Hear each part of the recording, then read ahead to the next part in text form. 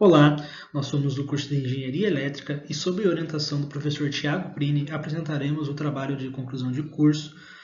cujo o título é Fluxo de carga em sistemas elétricos de potência, contraste entre os métodos interativos. O estudo dos fenômenos que compõem as linhas de transmissão elétrica são de extrema importância para as análises operacionais, forçando contingências, observando o comportamento da rede sob tais condições, e também para um determinado planejamento, inserindo novas configurações em quaisquer áreas do sistema elétrico de potência a fim de atender um possível aumento de demanda de energia elétrica. Com a notável evolução do setor elétrico, evidenciado sobre os avanços tecnológicos e transformações na sociedade, como por exemplo o recente aumento de pesquisa sobre o conceito Smart Grid, nota-se uma permutação dos elementos que compõem o setor elétrico. Muitas pesquisas têm sido desenvolvidas nesta área para que as atenções dobrem sobre as linhas de transmissão devido ao fato de estarem expostas a fatores externos, como as intempéries do tempo, que influenciam no comportamento habitual das linhas. Portanto, dadas as características resistivas, indutivas e capacitivas da linha, é necessário analisá-las determinando grandezas como magnitude e ângulo das tensões complexas dos barramentos, além das potências ativa e reativa nas barras. Para isso, é notória a importância de se calcular o fluxo de carga.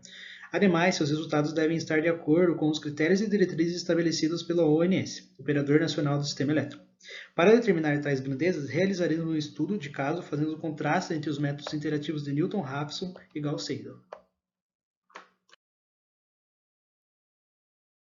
Para realizar o estudo de caso, é necessário fazer as modelagens da linha de transmissão, sejam elas curtas, no modelo simples, ou sejam elas média e longas, no modelo pi para linhas. Além disso, é importante a modelagem também do transformador para a determinação da matriz de admitâncias, posteriormente de forma a conseguir as potências ativa e reativa, além da magnitude e ângulo das tensões nas barras, sejam elas de carga, geração ou referência.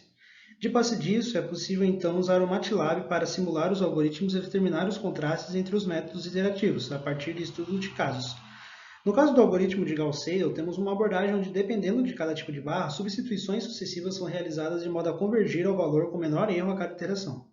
No caso do Newton-Raphson, uma abordagem que já possui cálculos derivativos, que são os jacobianos. Trata-se de um método que geralmente se converge aos resultados mais rapidamente, independente da complexidade das equações de entrada. A fim de obter-se uma análise contundente, fora escolhido dois estudos de caso, o primeiro fundamentado no livro do Stagg, com uma barra de referência e quadro de carga, sem susceptâncias shunt, sem transformadores e fasadores, e o segundo mais complexo, do Instituto de Engenheiro Eletricistas e Eletrônicos, já com a presença de transformadores e fasadores e susceptâncias shunt, além de ter uma barra de referência, 4 barras de geração e 9 barras de carga.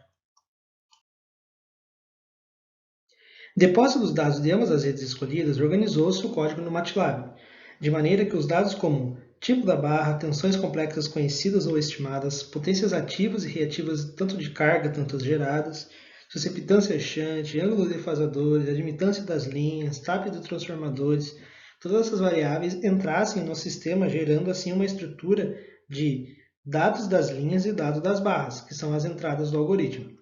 Com isso, foi gerada a matriz admitância, executado ora o algoritmo de Newton e outrora o de Gauss. Deste modo, o algoritmo gerou relatórios com as variáveis desejadas do sistema, isto é, a magnitude e ângulo das tensões, fluxo de potência nos ramos, tempo de processamento e quantidade de iterações até atingir o erro desejado da iteração atual com relação ao anterior, de no máximo 1 elevado a menos 5.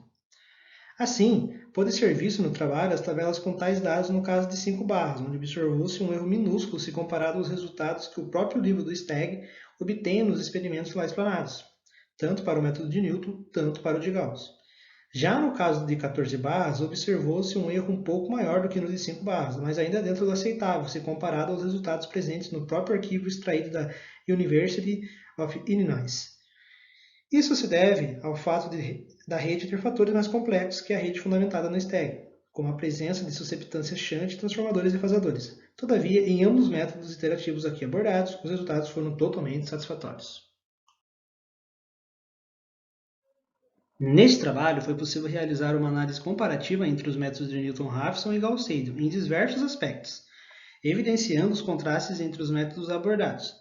Verificou-se que os erros das magnitudes e ângulos das tensões para a rede de 5 barras descrita por Stagg apresentam variações muito pequenas quando comparado aos dois algoritmos envolvidos, onde você tem percentuais de erro inferiores a 0,577% para a magnitude da tensão e inferiores a 4,485 para os ângulos das mesmas. Todavia, para o caso de 14 barras, verifica-se que os erros percentuais são maiores que o caso de 6 barras, inferiores a 1,848% na magnitude e 5,737 no ângulo da tensão. Com relação aos números de iterações para a resolução do problema de fluxo de potência, verifica-se que para as duas redes, o algoritmo desenvolvido pelo método de Newton necessita apenas de 4 iterações para convergir os resultados. Em contraste a isso, o método de Gauss apresenta maior quantidade de iterações em ambos os exemplos de rede. Porém, por possuir uma maior quantidade de cálculo por iteração, o método Newton apresentou a desvantagem de tornar a programação bem mais complexa e com um tempo médio de processamento por iteração superior se relacionado aos tempos médios por iteração do Gauss, que tem como vantagem em contrapartida a simplicidade da implementação e o pequeno número de cálculos por iteração.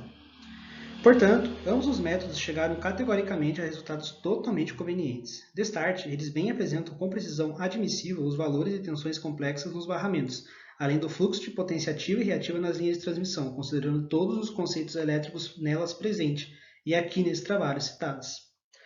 Quanto ao futuro, seria bem-vindo o aprimoramento das ideias perscrutadas nesse trabalho acadêmico, através da inteligência artificial, por exemplo, onde técnicas como algoritmo genético e redes neurais bem implementadas poderiam convergir em bons resultados para processar o fluxo de potência.